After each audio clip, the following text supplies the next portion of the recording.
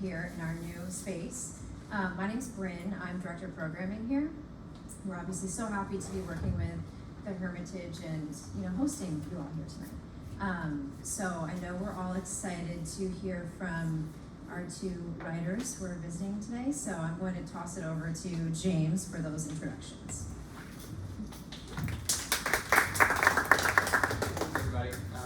So as Bryn said, my name is James Monahan. I am the programs manager over at the Hermitage. Very, very excited to be here at Bookstore One.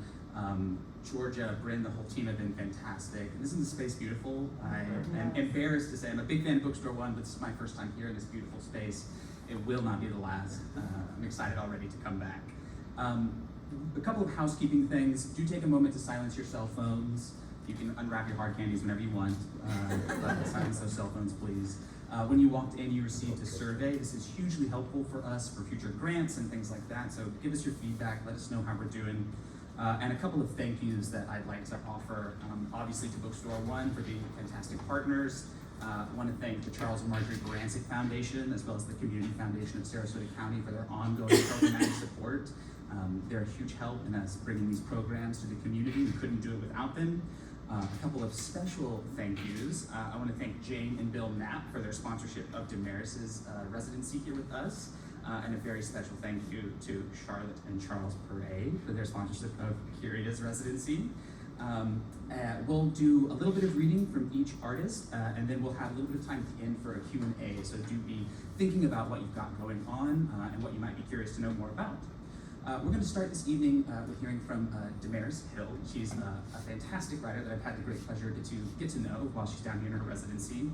She's the author of A Bound Woman is a Dangerous Thing, The Incarceration of African American Women from Harriet Tubman to Sand of Land. And she'll be reading from one of her latest novel this evening. You can read much more about her on the bio that you received when you walked in, as well as checking out her website. But if you would, please join me in welcoming DaMaris Hill.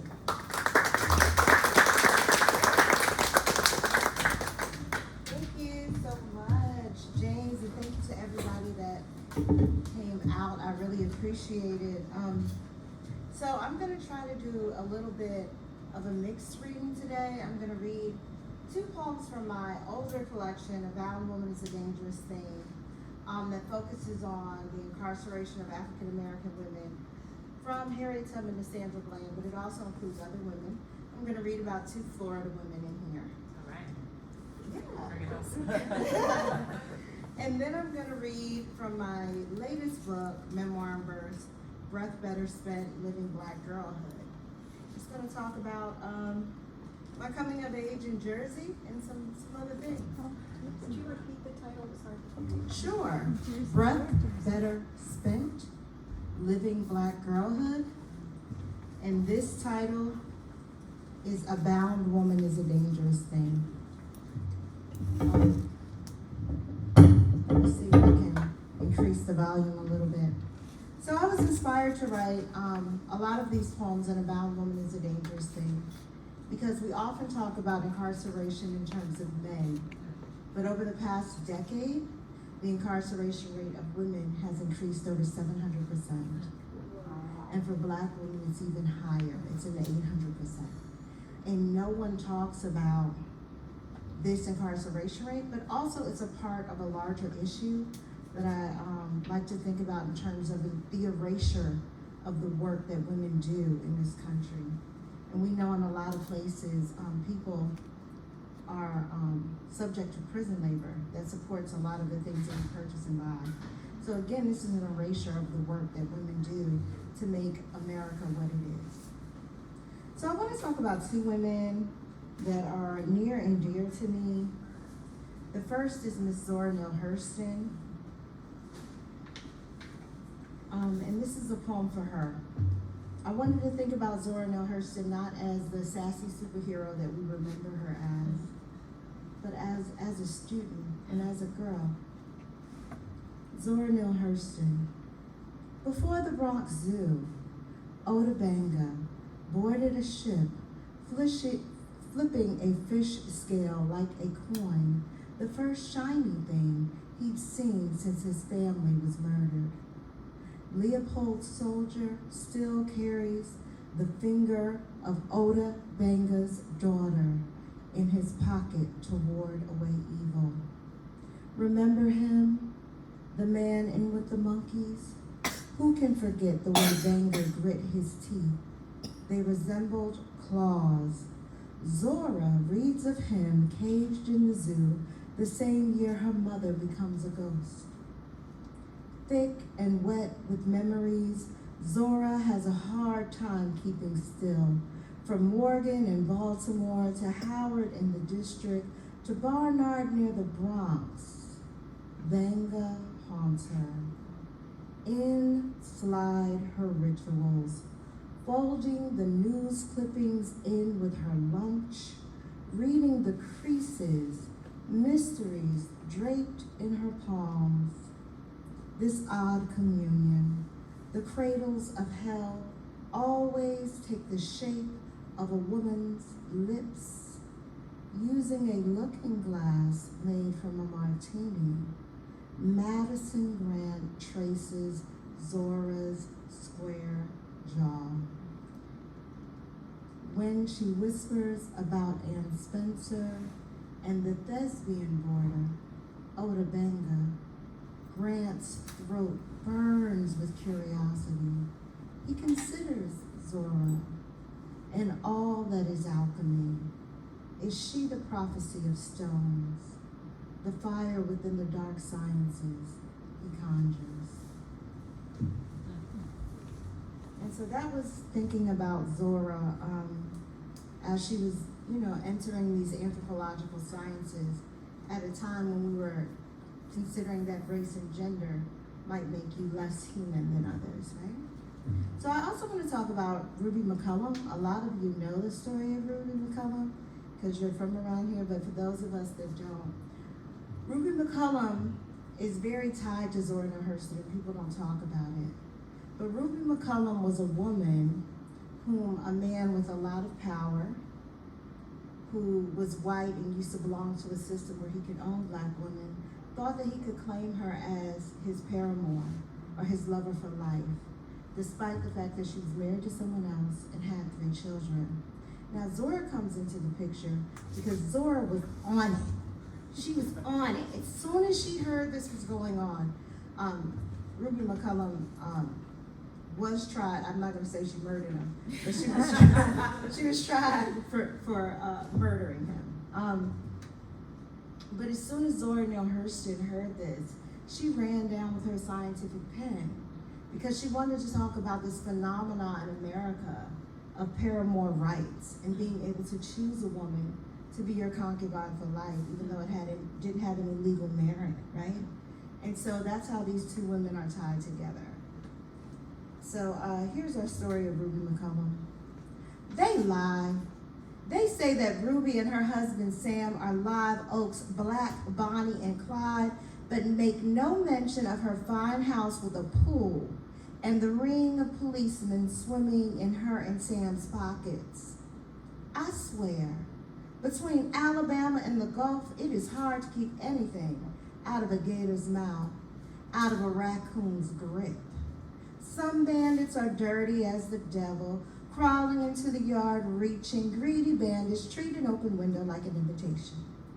You can find them fat and splayed Sultan Kings crisscrossed in your satins.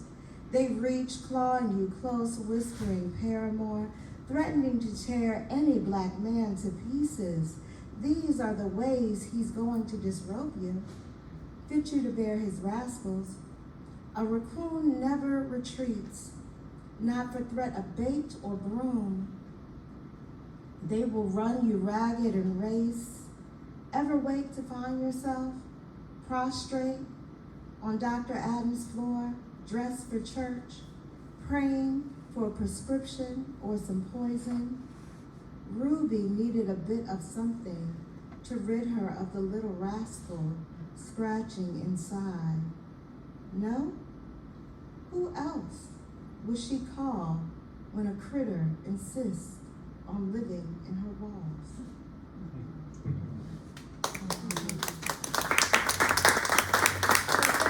And thanks for the women. So now we're going to talk about breath better spent. So this is a kind of pandemic book, even though I thought about it before. All right, at this moment, I'm a writer who lives and works a teaching job in Lexington, Kentucky. This is a place that has little love for me or the Black girl self that I carry on my shoulders. These feelings have intensified since the murder of Breonna Taylor and the subsequent attempts to smother the public outcry regarding her murder, such as the political attacks against Attica Scott that criminalized her professional responsibilities as a legislator. When I speak of love, I speak of a community and a type of nurturing environment that allows my writer self and my Black girl self to live uninhibited. Love and nurturing are essential parts of the human experience. A secure foundation of love and nurturing bears many gifts. Imagination might be the greatest of them. I have named this book Breath Better Spent Living Black Girlhood. The conceptions of breath are central to this book. Every breath in physical or sacred form, every laugh sounding like a giggle or a thunder, every whispered joke or secret, every currency of gossip, every prayer I utter or the prayers uttered for me, every gasp, every praise and squeal were sound investments, good time spent in girlhood. Take it in.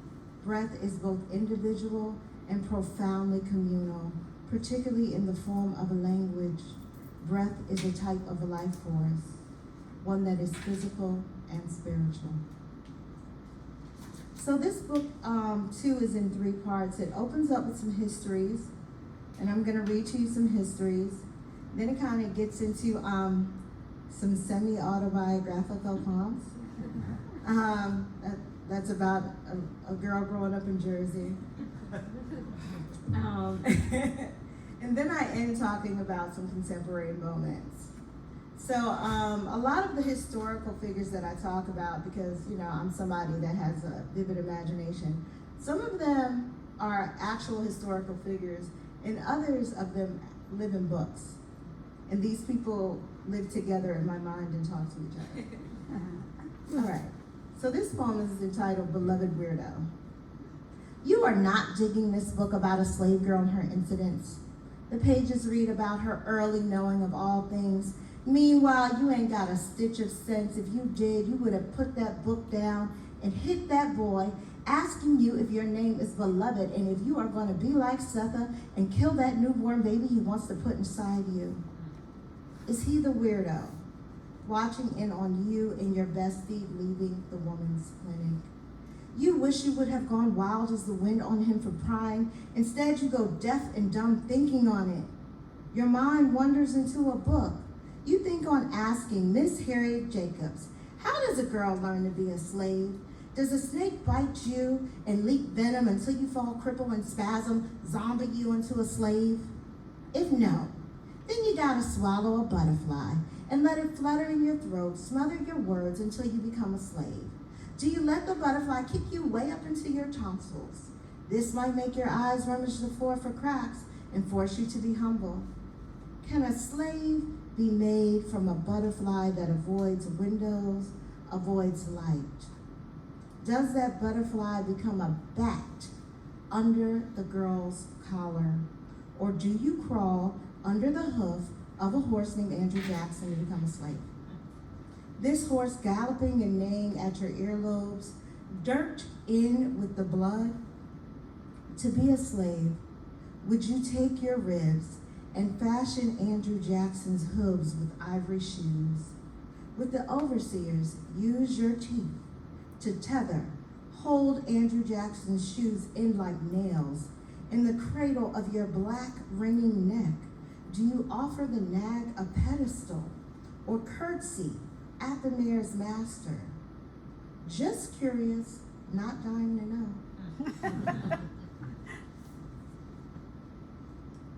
I borrowed that from Harriet Jacobs because she said she didn't know she was a slave until she was 6. And that really puzzled me because at 6 we may not even know our body parts, our mother's first name. We may not know our genuine name, but that's the time she learned that that her life would be different than those that she knew.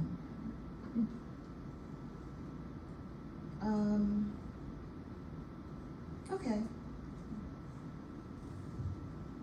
This one's a little risque, but I trust you guys. I'm a little risque, but I trust you guys. All right. This is for every girl out there and every guy that wanted to know. It's entitled Hotter Than July. You sit on 2 clouds of bees, honey storms in place of your hips. Your waist is an unripe watermelon, a tense and tight drum. You carry daisies for breasts with dandelion eyes. Summer is skipping away, every radio humming static. Electric is July, hotter than we remember, which is why you pray for her return. Carrying sweet onions in the hot grease of your armpits, salt and soda crackers in the creases of your neck. July is a 7-Eleven of your childhood, fluorescent. Your jelly sandals are neon, your panties washboard and starch white, snapping hand game rhythms with your belly button. The driveway is your playground, littered with Christy dolls and cordless curlers. In the attic, you play with your vanity. You pretend it is a crib. You skip circles around a stool, sit on top of it. Blue magic hair goo on the back of wrist. You pick at a face mirror. You blow on it to reveal the musings of your mustache. You karate kick an ankle into the air. Flash freeze. There. You tiptoe balance between chipped toenail polish and your need for October. Middle school is a distant dinner guest. It is July, and you are still a girl.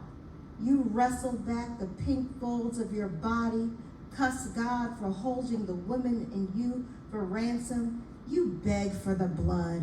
You want it, rushing, shiny, thick, lush like your hair, enough to uppercut yourself in the tongue, blood enough to inspire envy. You want it lava hot and licorice sweet. You want the boys to tell you that you smell like rusting quarters. Rumor has it that a girl's first blood is chocolate. You want it enough to chew Big Red while chomping on Cocoa Puffs and Pop Rocks. You want blood enough to make friends with the witches among the ordinary women. They drink ice cold Pepsi without staining their laundry, always hanging their rusty drawers, dashed between the sheets.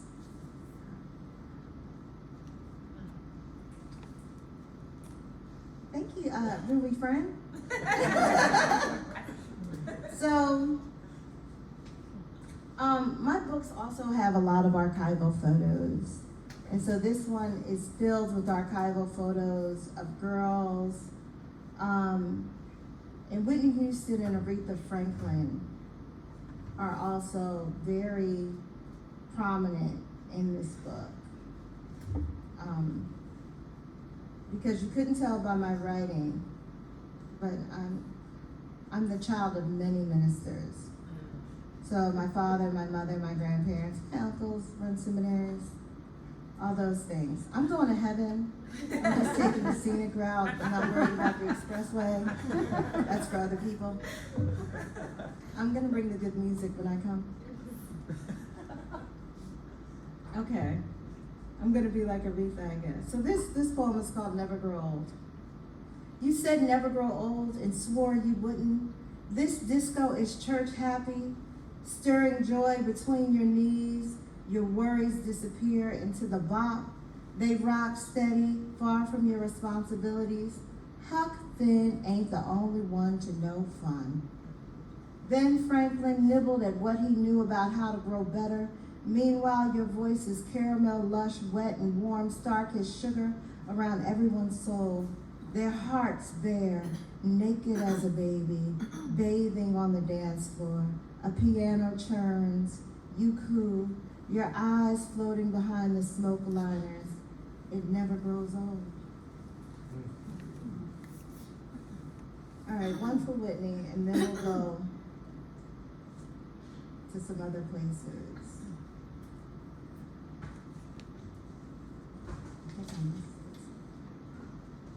I want to show you guys a picture first. This is one photo in the book. This is Whitney Houston. She has to be about 17 or 18. But the posters behind her bed are her mother and her cousin Dionne Warwick. I just felt that this picture had to be here. It was so precious. It was very expensive. You know, they're probably still fighting over it. Still fighting over it. It was wildly expensive. But I was like, no, I gotta have it. I probably sold like 5 books. All right. Stage poets and pop stars. Miss Brooks keeps an eye on you in the Mecca, and her ear to the streets, eyebrows perched like a limb. If you ask a question, you must keep going. You can't stop there. World will wave, will be facetious, and you fly off the handle, giggle, and grab dictionaries and point straight through the S. Thump the definition when you eye it. Curious to the core, you leave the library with questions in your Walkman. How will I know? Finger fluffing your bangs, making them wiggy. You and Whitney wondering what is really love. You kissed a couple of boys and their cousins, left fruity sweet lips on the necks of them in choir closets, on baseball fields and in staircases. You write love letters religiously to other girls' boyfriends. They are recipes, love spells. You say little. Three-way calling is mischief, and the person on the other end, a djinn. Whitney has the voice of rainbows and hums and glitters. How could she feel weak? She tells you that falling in love is bittersweets and crab apples, ripe, foul, and reckless in the arches of your feet. Cicadas sing long distance through phone lines. The lightning bugs are out of the jar, flying about the kitchen. Love comes in sweet tarts, batty boys, finger popping, in love's passion's doors, affections in Easter colors. They love like mood lipstick. Laughter is the lust you share.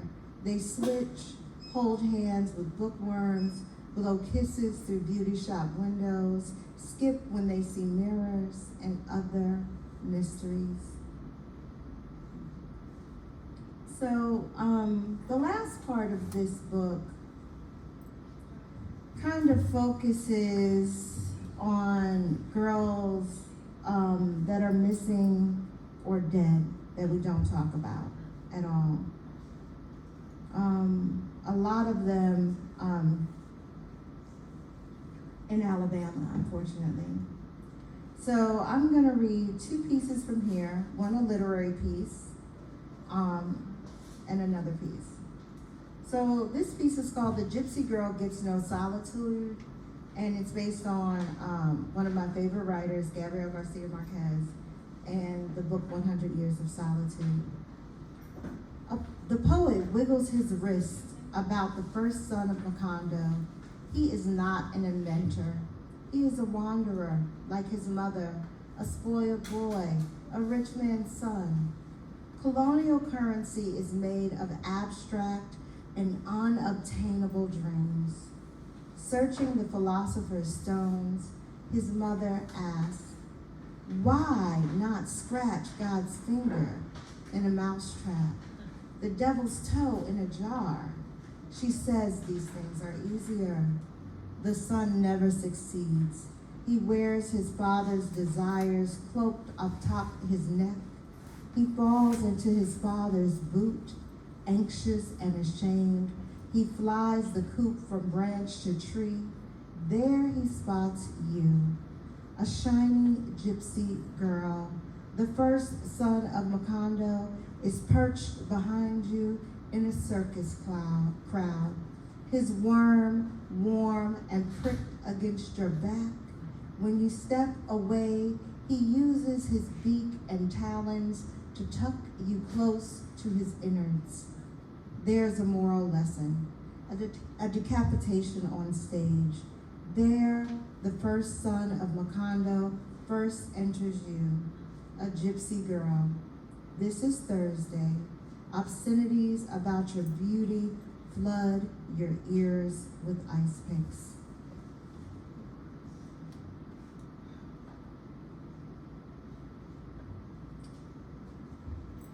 So, I don't always write happy things. I hardly ever write happy things. I watch a lot of stand-up comedy. Maybe I'll write some later.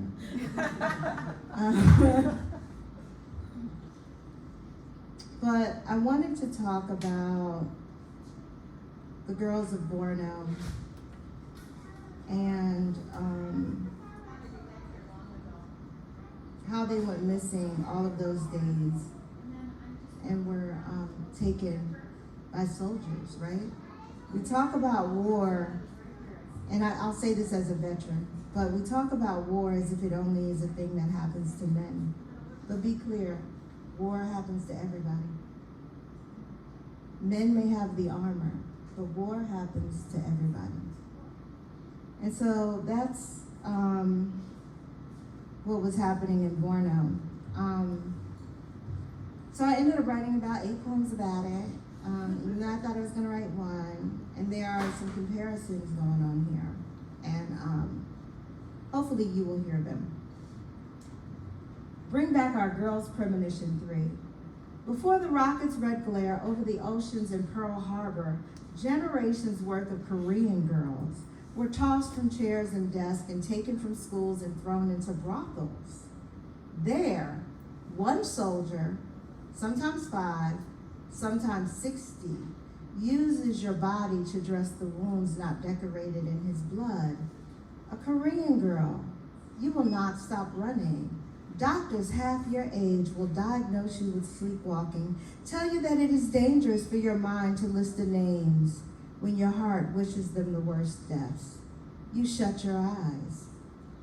Daughters rock themselves when they hear grandmothers snoring, see grandmothers kicking at the air, swinging canes into houseplants before they go tender into their quilts.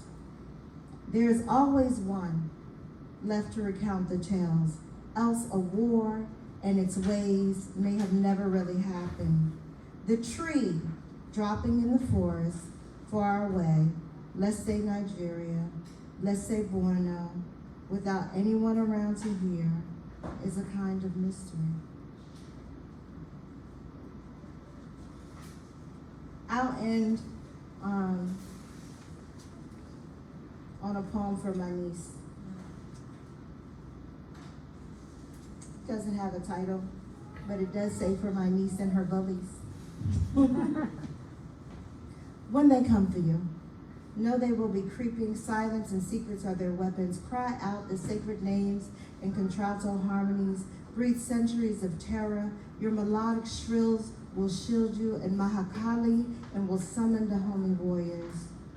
When they come for you, know their lips will itch. They will hunger to kiss.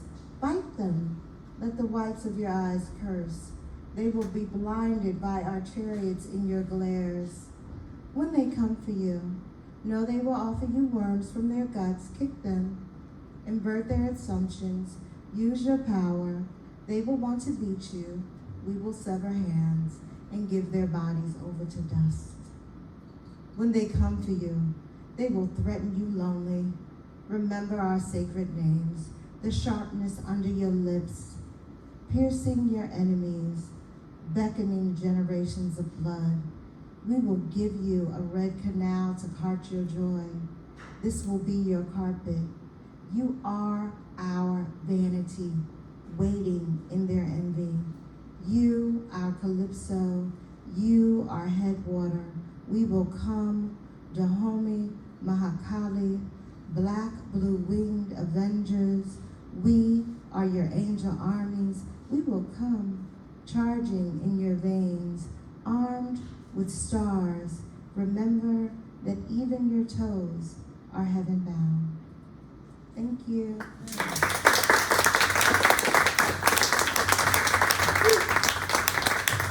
DaMaris B, ladies and gentlemen. Thank you, DaMaris. That was fantastic. Before I introduce our next writer, our guest of honor. Just quick show of hands. Is this anybody's first Hermitage program? Great, welcome. Sorry I didn't welcome you at the top.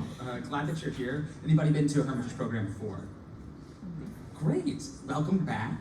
For those of you who don't know, the Hermitage is a multidisciplinary artist retreat, inviting leading artists from across the country to come make work here in Sarasota County. So this is a poetry writing focused program, but we do programs in music and visual arts and theater as well. We've got Kareem Fahmy here, a great theater artist, another artist in residence right now, so absolutely.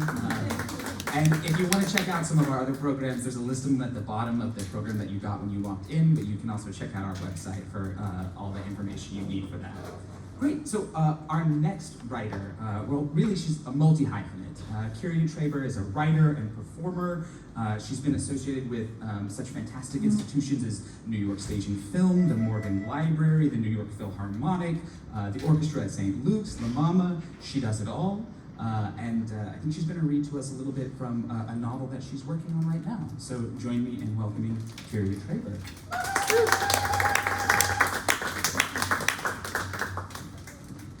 Thank you so much. Gosh, so many thoughts. One, I'm just really excited to be, DaMaris and I have the honor of sharing a place to stay at Hermitage, and we're just getting on like gangbusters. And it's awesome because there's a lot of similar themes in our work, though we approach them from very different mediums at this moment, though I've also had poetry in my background and mostly playwriting, and then I sold a play as a novel.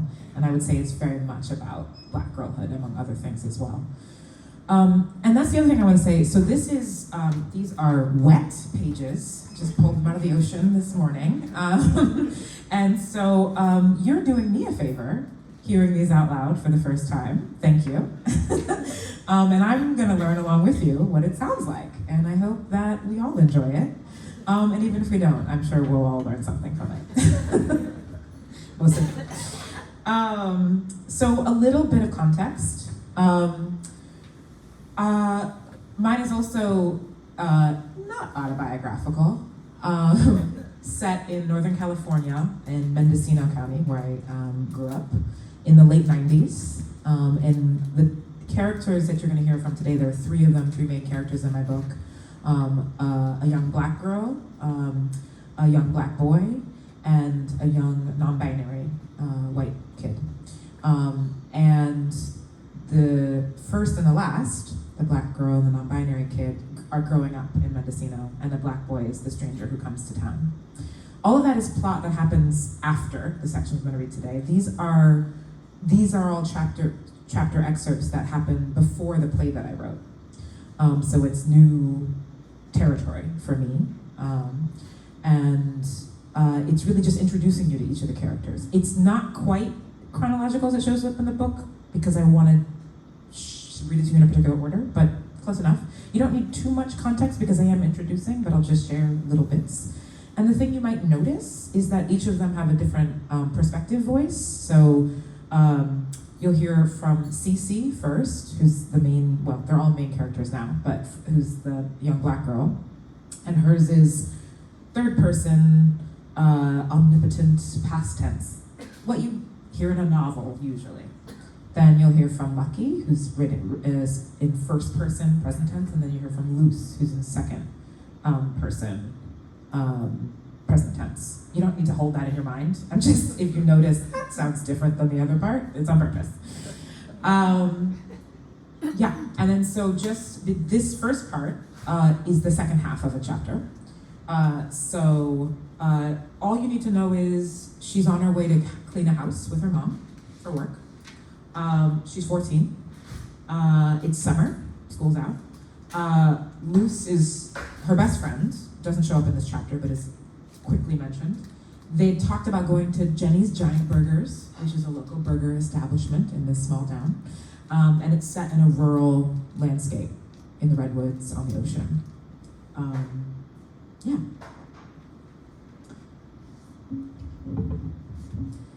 They pulled off the highway onto a gravel drive and up to the front porch of an old Victorian house. There are steep peaked roofs atop literal towers and ornate woodwork at the edges along the siding. The entire house was surrounded by a large covered porch. It was like a drawing from a Grimm's fairy tale book that Stacy used to read to Cece when she was little. There was even a functioning servant's entrance around the back, which Cece and her mom were required to enter through so as not to disturb the current guests. They'd usually clean after the house had been vacated, but this was a long stay. The renters would be here for 2 weeks, and they'd requested cleaning service as a part of their visit. Cece couldn't imagine being so rich that you could rent a second home and pay someone else to clean it for you. The house was a mess. There were clothes everywhere and dirty dishes left with half-eaten food. There are two kinds of people. Stacy began many sentences this way, especially when she was annoyed. Those who clean and those who expect others to clean up for them. They were required to use the cleaning products provided for them by the owners, products they would never use at home, made with bleach, peroxide, and ammonia, ocean killers. Stacy shook her head as she gathered the supplies and pulled a yellow rubber glove over her arm of bracelets. She put on a cassette in the stereo system, which had surround speakers throughout the room. The walking bass line and the 4/4 snare rhythm of Rebirth of Slick by Diggable Planet shook the air, and the two got to work. Stacy stripped the bed, and Cece started folding clothes. Who needed this many jackets? Half of them looked like identical copies of the same fleece vest. One more thing, I will be singing little excerpts of songs, and my voice is tired, and it's gonna sound real wonky. If you know it, sing along. Thanks. Stacy stripped the bed, Cece started folding clothes. Who needed this many jackets? Half of them looked like identical copies of the same fleece vest. We got sex sheets, Stacy called out. Ew! Mother and daughter groaned in unison and then burst into laughter. Remember, condoms keep the bed and your yoni clean, 2 for 1. Never let a man try to tell you it's better without a condom. That's manipulative bullshit.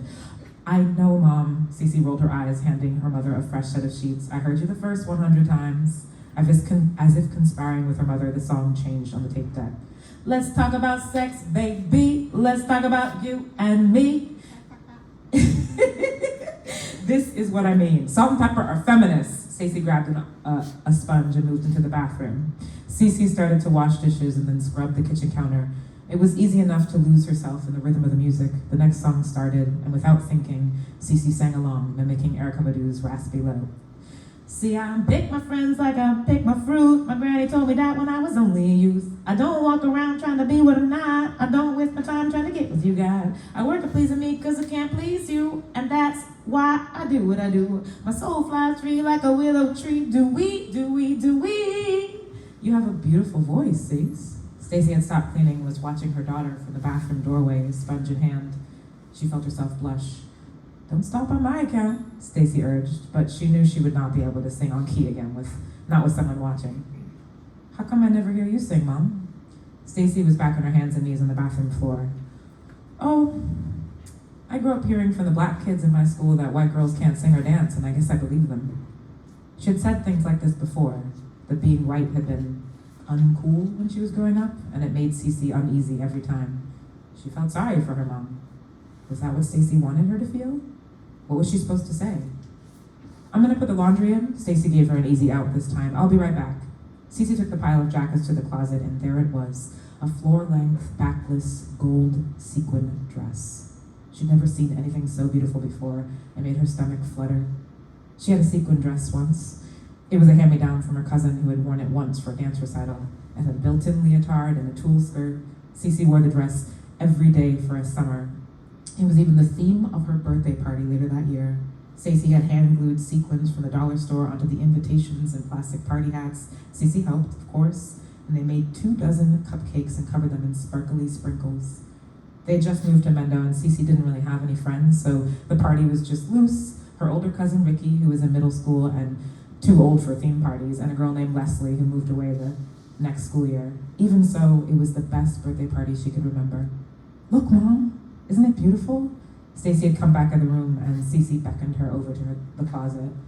It's like your sequin birthday party dress, except this one's all grown up. It almost looks like water when it moves. I love it so much. Cece touched it gingerly, feeling the weight of it in her hand gave her another shiver. Why don't you try it on? That's crazy, Cece protested. Come on, what's the worst that could happen? A cascade of worst-case scenarios tumbled through Cece's mind. What if it didn't fit and she ripped it and the zipper got stuck? What if she tripped and fell on the floor and got tangled in the train while trying to get up again, and she knocked over the side table, which knocked over the floor lamp, which would crash into the TV, and then at that moment, the dress's owner would come back and find her in the center of destruction, wrapped in her silly clothing. I'd love to see you in it, please. Stacy was insistent, her wide eyes expectant, like she was a little kid herself. How could Cece let her down? She gently removed the dress from the hanger and unzipped it. Even the zipper felt expensive, the way it glided so easily. She stepped into it without taking her clothes off. Oh, that's cheating, Stacy whined. I'm not getting naked in a stranger's dress. Fine, fine. Stacy came closer to help her lift the dress fabric around Cece's hips. It was a bit bunchy and awkward around her clothes, but there was something comforting about the tight squeeze of the structured fabric hugging her body. Or it would have been comforting if she hadn't had the sinking feeling that they'd be caught at any moment. It's awesome, Stacy crowed.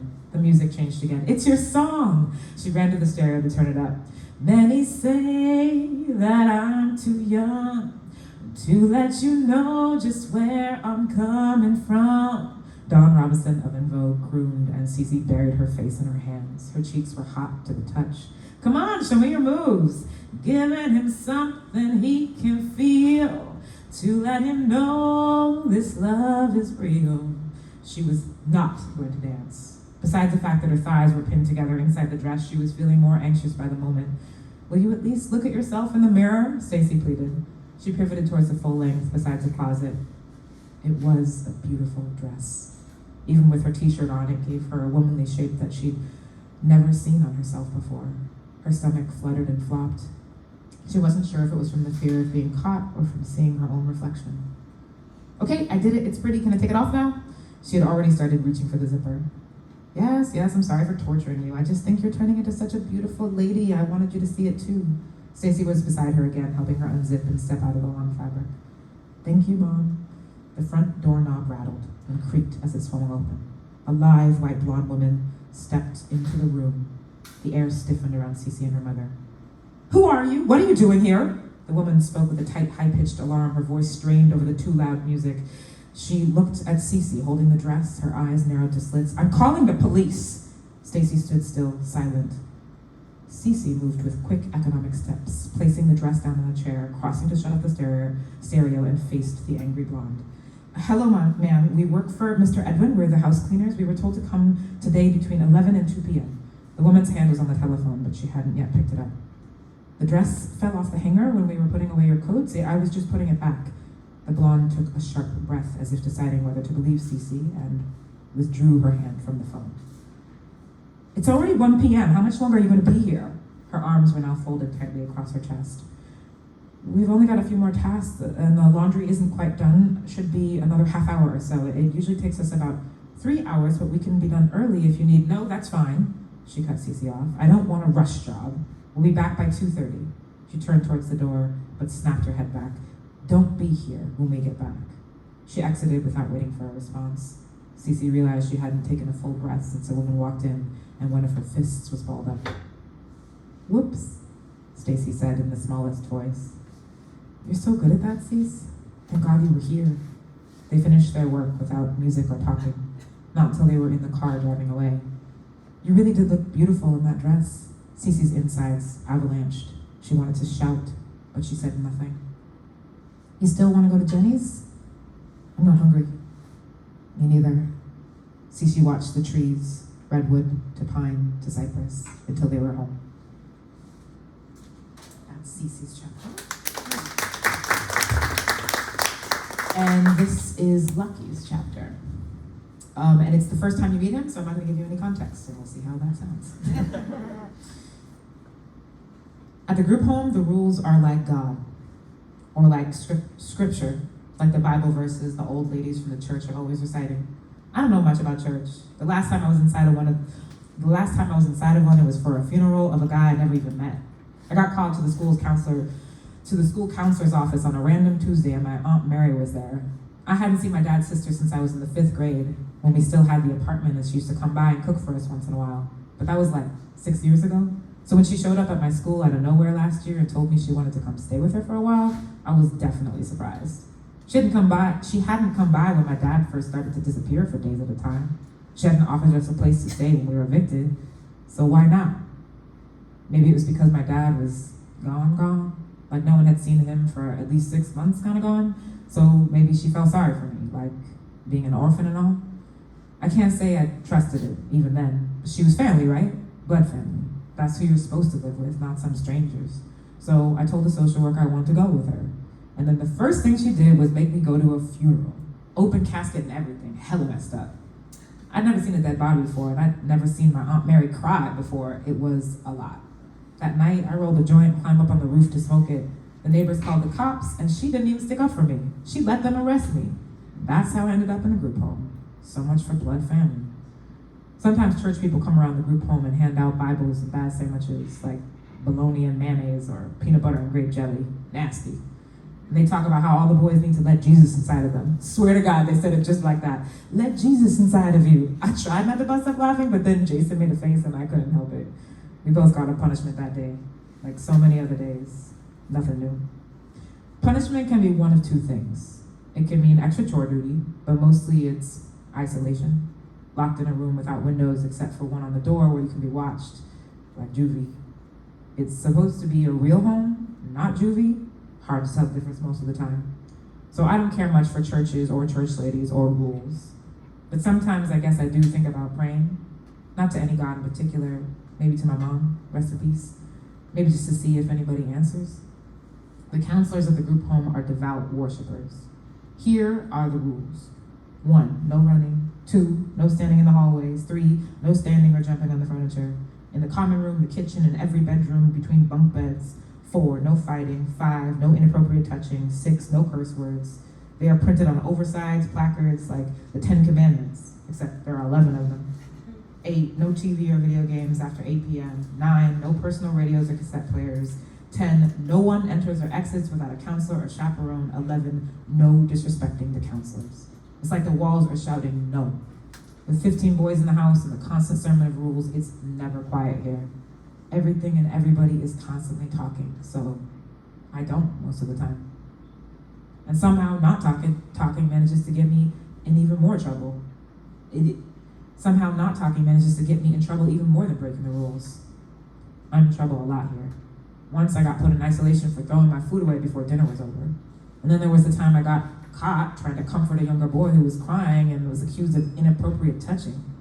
And everyone always brings up the time I threw a chair. That was a bad day. Everyone wanted me to explain, why'd you do that? What's your problem? But there are no words. It's just what happened.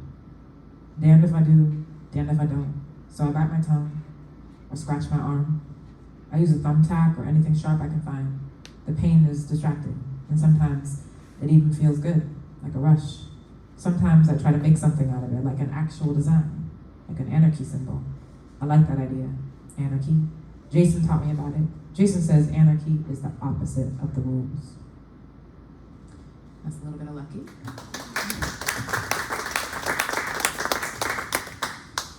And this is loose. I also don't think you need context. There are always people coming over.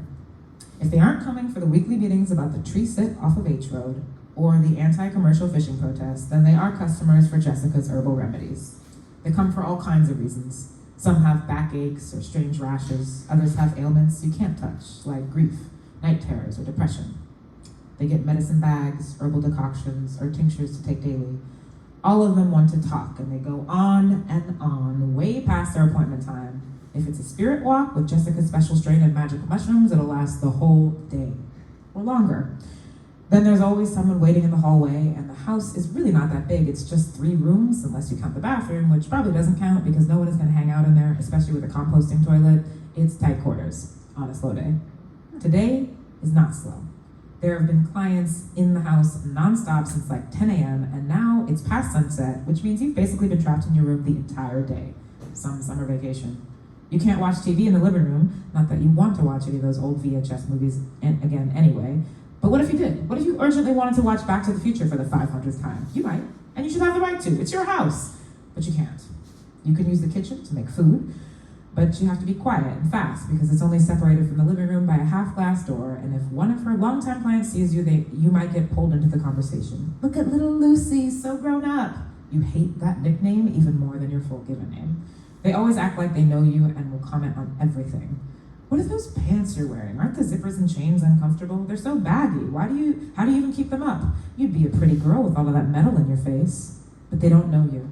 They only know what they want to see, which is not you at all, and they are invading your house. So you stay in your room. You might even start peeing in a jar when you get the hang of it, so you never have to leave your room again. You've been practicing standing to pee, but don't quite have the hang of it yet, and you don't really want piss smell on your carpet. At least clients are not allowed in your bedroom, so you can put up any poster you want, like Hackers or Clockwork Orange, and you can play the one decent radio station that actually reaches this godforsaken ridgetop as long as it's not too foggy. Today it's coming through with minimal static, so you turn the dial past the country station, the 80s pop, and the nonstop news until you find it. 87.5 alternative rock. Thank God, or Satan, or whatever. One day you'll hopefully meet this DJ and you'll tell him how he saved your life. Hanging around downtown by myself, and I had so much time to sit and think about myself. Sure, Marcy Playground is mainstream alternative rock that they play on MTV, but it's palatable. And every once in a while, the DJ will play some decent punk, like the Casualties, and it's like he's playing it just for you. So here you are, staring up at the brown water stain on your ceiling, sitting and thinking about yourself. God or Satan, will life always be this lame? You go to your desk, pull out some drawing paper and charcoal. You really thought you were going to be a famous visual artist at one point and start scratching out a figure. You're trying to draw your favorite manga character, but it looks more like Hanna-Barbera reject sketch. Looking at it for another second is going to make you puke, so you tear it up and trash it immediately. Here's an oldie but a goodie. The DJ cuts in. The Pixies, Where Is My Mind? You turn the volume up to 7, which is loud but not offensive. You don't really want to get into an argument with Jessica right now, but still, Black Francis is crooning, ooh, rattles your aluminum frame windows. Too loud, Lucille. You've asked Jessica to call you Luce probably 100 times just in the last week. You already told her you won't respond to that name anymore. You know she doesn't want to fight in front of a client, so for once, you have the upper hand. You don't turn the music down. With your feet in the air and your head on the ground. Lucy, she cuts herself off and starts again. Luce, will you please turn the music down? There, was that so hard, Jessica? You turn the volume knob down to 4 and lip sync the chorus. Where is my mind? Where is my mind? Where is my mind? Maybe you'll just go back to sleep. And then, Luz, can you come out here, please? Now what? You stand in the doorway. She's with Rebecca Barrow, Elise Barrow's mom. Hard to believe you used to be friends with Elise. The two of you would play together back when you were in elementary school, and Rebecca would bring her daughter to her appointments. You get fake lost in the backyard, and technically she was the first person you told you liked girls. Now Elise is one of them, a member of the Blondes, and she pretends she's never even had a conversation with you. I need more mugwort. You understand that Jessica wants you to bring down a jar from the loft. Since she broke her hip, she can't climb the loft ladder anymore. All the ready-made tinctures and hundreds of little amber glass bottles had to be moved into the living room. Now there truly isn't a single bare space on the walls, not in the hallway, which is part art gallery and part AIDS memorial, and not the living room where there are probably 20 crowded shelves stacked from floor to ceiling with everything from Ayurvedic teachings to pagan spellbooks. The big storage jars had to be kept in the loft because there's just not enough space, and you are the designated restocker. In the loft, you know where to find the right herbs without having to read labels anymore. You know mugwort from marshmallow, oat straw from oxbomb, and you've mastered climbing down the ladder with one hand while cradling a glass jar. Could probably do it with your eyes closed. You've always been good at climbing. You hand the jar to your mother, and she just looks at you for a moment. The scale? You forgot. Really? Where is your mind? You almost want to laugh at the coincidence, but she would probably think you were mocking her. Don't bother. And you start complaining, and don't start complaining to me about how many times you have to climb that ladder. You should be paying more attention to what you're doing. She won't lay off today. You don't exactly slam your bedroom door, but you let it fall behind you. You can hear Jessica talking about you now. She's probably not even trying to be quiet. I'll be honest with you, Becca. Most days I don't even recognize Lucille. This is such a hard age. I mean, they warn you about teenagers, but still I wasn't prepared. Elise wants me to buy her all these new clothes. I told her I didn't raise her to be a consumerist Barbie, and that she can't wear makeup at home anymore. It may be harsh, but something had to give. That's supposed to be a harsh punishment? Elise has it so easy. I honestly thought that would be my biggest challenge, having a daughter. But do you know what she told me? She told me she doesn't think she's a woman.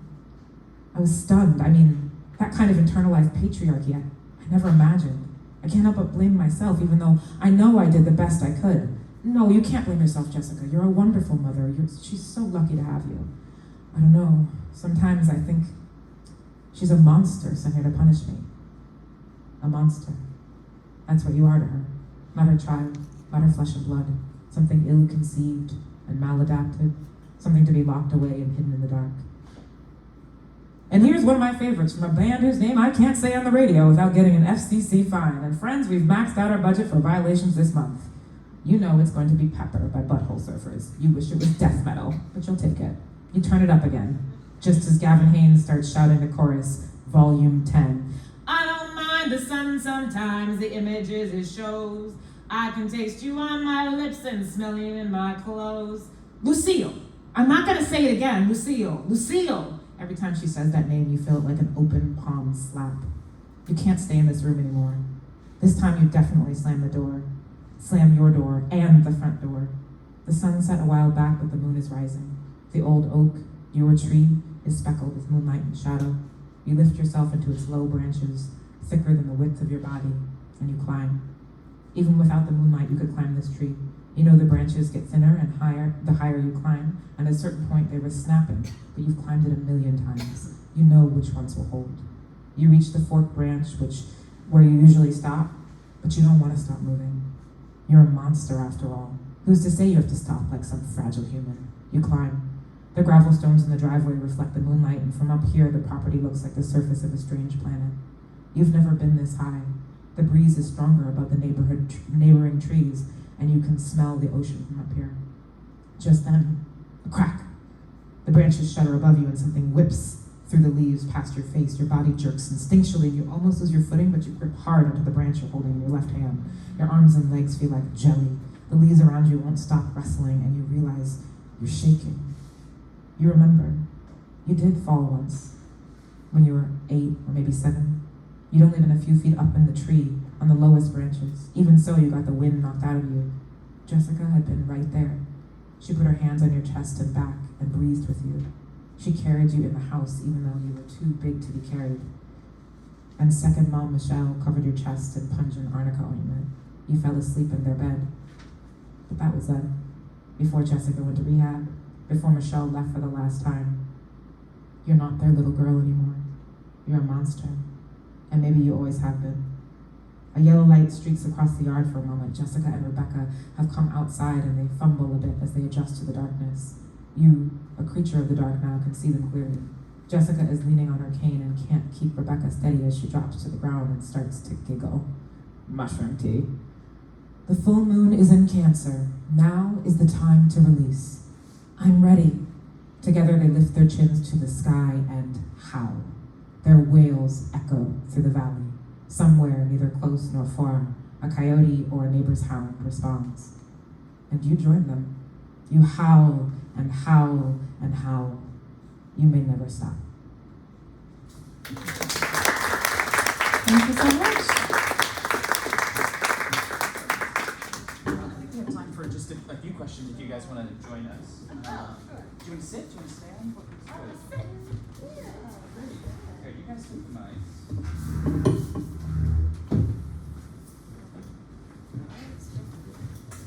Yeah, I'll sit. Thank you. So, I'm going to be honest. Usually during programs, I'll write like a whole page of questions, but I was very much absorbed, so I have just one that I'm going to ask, and then I'll turn it over. And that's about form. I think different forms entered into the room today: poetry, prose, playwriting in our past, poetry in our past. When you sit down to write, do you know what form it's going to be in? Do you feel like there's a form that fits you nicely? What comes first there? Either could start there, I think. You want to start? Yeah, sorry about that. So, what isn't mentioned is I have an entire PhD in fiction writing. So, I'm going to be specific. I'm a rebop girl. So rebop is jazz and hip hop mixed. So I do believe in the tenets of be new every day. I do believe excessively in exploration. But I also believe the work. And so there have been times, for example, not that this play is published at all, but I was trying to write a story that was kind of, for a lack of a better term, about Circe and some revisionist way of entering the Odyssey. And for 3 weeks I couldn't write it because I was avoiding trying to write a play. And then when I turned it into a play, I finished in 4 days. So like I always listen to the work. The work will tell me what it wants to be. When I try to dominate the work, in some ways I'm restraining the work and polishing the beauty away from the work. So I let the work tell me what it wants to be, and then I spend an excessive amount of time in revision. I revise, if it's poetry, that poem has probably been revised anywhere from 15 to 25 times. I relate a lot to that, letting the work tell me what it wants to be. We were talking about this last night, but I did my first form that I really committed to was poetry, and it's not where I live in terms of my public presentation of my work, but I do think I think like a poet. And so I'm very enamored with language itself and the musicality of language and how words sound matters as much to me as how they what they mean. So that's why, in playwriting, that's great because people will speak your words out loud. In a novel, which is a new genre for me, that's a different, relationship with audience, but that ethos is still there. My challenge is because I care so much about the word is like drafting and not revising because I get so into that early, and so I have to just sort of let it be. And as I'm reading to you tonight, I'm like, oh, strike that word's terrible. But I'm just trying to let it go because it is where it is. Getting it out. Awesome, thank you. Wondering if there's anybody in the audience who wants to ask a question. Yeah, sure. DaMaris, am I pronouncing your name right? Yeah, sure. And how do you know, since you revise so much, when to stop? When do you know? I don't. I don't. So I'm very, I can be very Kafka in that way.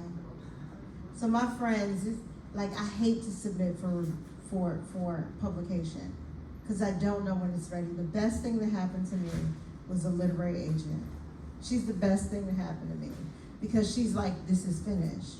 But before she entered my life, oftentimes my friends would just come over my house and they would be going through things off of my printer. And they were like, this is ready, this is ready, this is ready, this is ready. But I can be obsessive about it. And then when I get finished with the individual poems, then you have to make a book. And that's like playing your poems on piano. Like you're figuring out the composition. You're figuring out how they're gonna talk to one another. You're thinking about if they amplify one another, where the tensions are. And so it's like this whole thing. And oftentimes I'm not very happy with the book. A Bound Woman is a Dangerous Thing. I was like, this is a C book. Like a C as far as a grade. It's not ready. It's not ready, but the deadline was here. And then when we sold the book, the editor was like, if you don't change one thing, I'm still buying this book. And I was like, oh, okay. And then same thing with Breath Better Spent, like time ran out. And then I gave them the book, and then I revised it at least 4 more times before I let them publish it. It's difficult. I get up at 4. I never sit down for less than 4 hours at a time. And depending on what I have to do, if I have a busy work week or something, I write from 4 to 8. Because I read for 2 hours before I write or revise. To kind of like pace myself and to find myself in a conversation so I can get out of my head. But the anxiety is always present. That makes sense in a way. The work is completed by the reader, right? When they absorb it and react to it, that is when it is finished, right? That is what it is, finished. Yeah, much like the Torah. Not as important though. I think we have time for one or two more. If there are anything else, let's go. Yeah, please. I want to thank you both. I taught many, many years in an alternative high school in Indiana, and my students are in that book, my former group homes, and it brought me back to a good time in my life. So I love both of I love poetry and I love literature, and thank you for this. Awesome. So Thank you. good luck with your future endeavors. Thank you. And please vote in Kentucky. No, I'm trying to go to Kentucky. I'm trying to bite my tongue. Listen. Please vote. I have the most powerful senator, and some say the dumbest senator. But Well, my mother went to the University of Kentucky, so. oh yeah, that's where I work. Yeah, people love it. But I shouldn't say, this is not in fairness, but my senior senator really takes care of people that are close to him. That is very evident if you live there. My junior senator got beat up on his lawn, so yeah. We still don't know. Apparently it was over some trash. But anytime that your assailant is a surgeon, it's a real issue. That's all. All right. One more. Yes, sir. First of all, is it DaMaris? Thank you for bringing up Zora Neale's anthropology work. I think that's often missed as we've read her books, and how that was really, in my mind, a big lead for her and something that's easily forgotten. And secondly, Kirya, I wanted to say that I also taught middle school and was a house parent, and your stories are right on. Thank you. Thank you. Thank you. Oh yeah. Okay. I don't have a question, but I want to compliment you both. The sounds, images, metaphor, action, and suspense. You had my attention. Literature can be fun. I'll one more just to wrap. Oh yeah. I'm reminded of a radio commercial long before you ladies were on this earth. And I have no idea what the product was or why, but the storyline of the commercial was a man is carving doors to a church. Man carving pictures and images and patterns and so on. And the person came along and said, "How do you know when you're done?" He said, "I know I'm done when they come to take the doors."